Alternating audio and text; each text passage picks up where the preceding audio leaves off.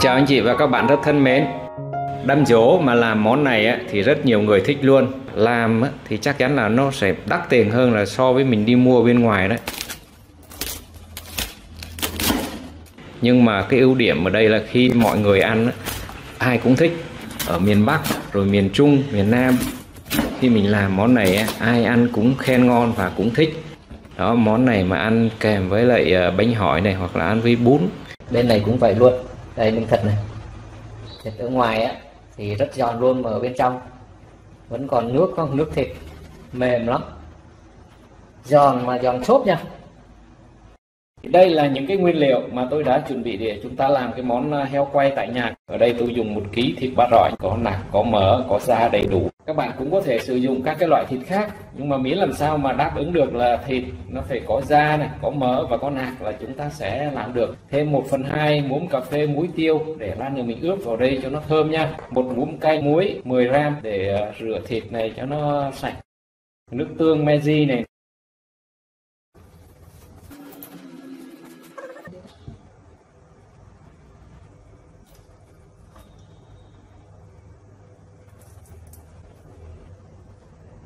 Dùng nước sôi để mình rửa thịt cho nó sạch các bạn nhé.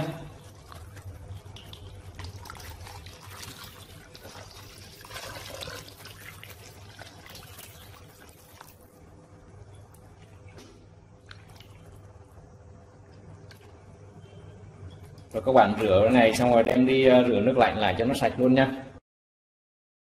Thịt sau khi mà đã rửa sạch rồi thì các bạn dùng khăn giấy để mình lau cho nó khô thịt nha.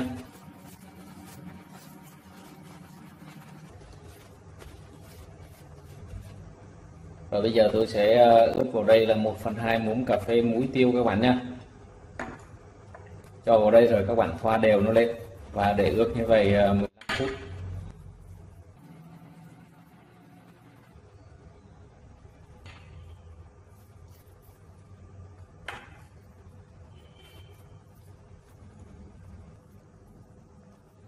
Lót vài cái que tre để dưới đáy nồi nè, anh chị đặt cái miếng thịt lên thì khi mình chiên nó ít bị cháy. Đấy, các bạn để cho cái mặt da nằm xuống dưới nha. Rồi thì mình chế dầu vô thôi. Mà lưu ý cái này không cần phải nhiều dầu nữa nha. Dầu chỉ chế vô mà nó ngập qua khỏi cái mặt da chút xíu là được thôi. Bây giờ thì các bạn cứ bật bếp lên để mình chiên nha. Lúc đầu thì cứ bật lửa lớn lớn đi cho nó nhanh sôi.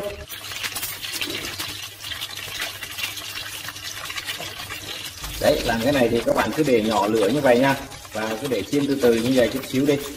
Vì không nên để lửa lớn quá, nếu mà các bạn cho lửa lớn quá là dầu nó văng ra đấy. Còn làm theo cách của mình thì không thể lo chỉ văng dầu hết trơn, cứ để vậy là sôi nhẹ nhẹ từ từ vậy là ổn luôn, dầu không hề văng luôn.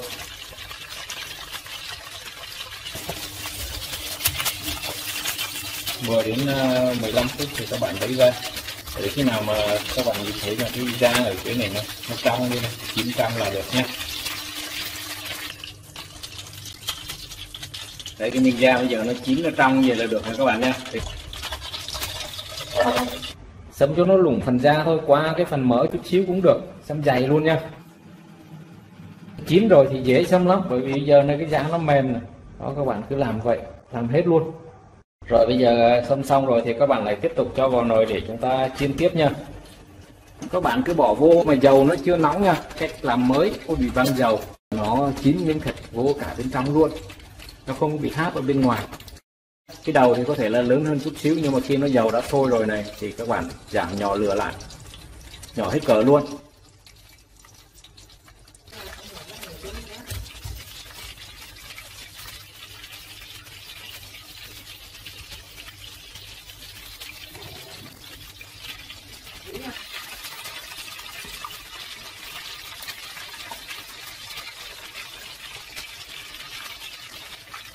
Rồi các bạn, lúc này thì miếng thịt này nó có hơi nổ lên một chút xíu rồi nha, nhưng mà chưa đâu. Đó, nó hơi nghĩa là miếng thịt nó hơi phồng phồng lên rồi đó. Thì lúc này các bạn có thể là tăng lửa lên một chút xíu nha, tăng lửa lên chút để cho nó tăng cái độ nóng lên. Đấy, nhưng mà chưa ăn suốt.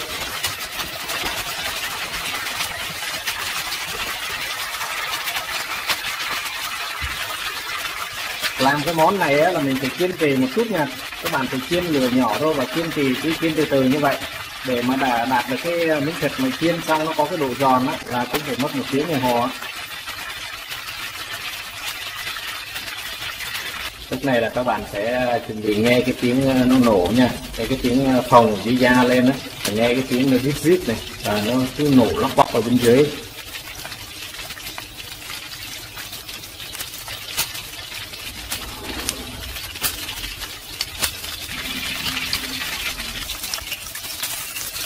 Đây cho các bạn, đó miếng thịt giờ chiên nó phồng lên không, phồng da đẹp quá trời luôn. Chờ thôi mình úp lại nha các bạn, nên là được rồi đấy.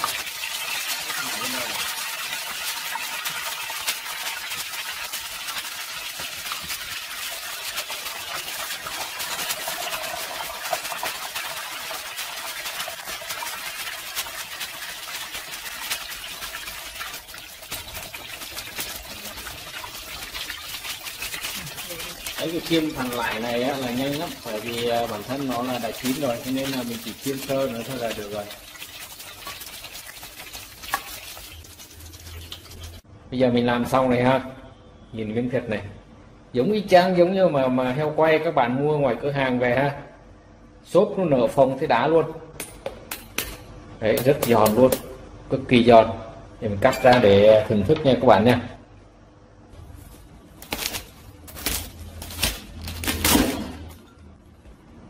Rồi đã chưa? Đó, bên ngoài thì nó hơi xém chút nhưng mà bên trong này, bên trong thì rất tuyệt vời luôn.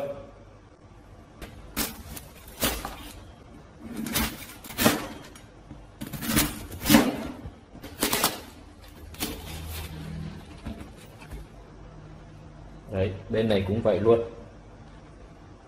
Đây miếng thịt này, thịt ở ngoài á thì rất giòn luôn, mà ở bên trong vẫn còn nước, không nước thịt mềm lắm, giòn mà giòn xốp nha. Thì vừa rồi em đã chia sẻ đến quý anh chị và các bạn làm món ăn tuyệt vời trong ngày đám giỗ. Thì chúc anh chị và các bạn thành công nhé. Xin chào và hẹn gặp lại trong những video lần sau.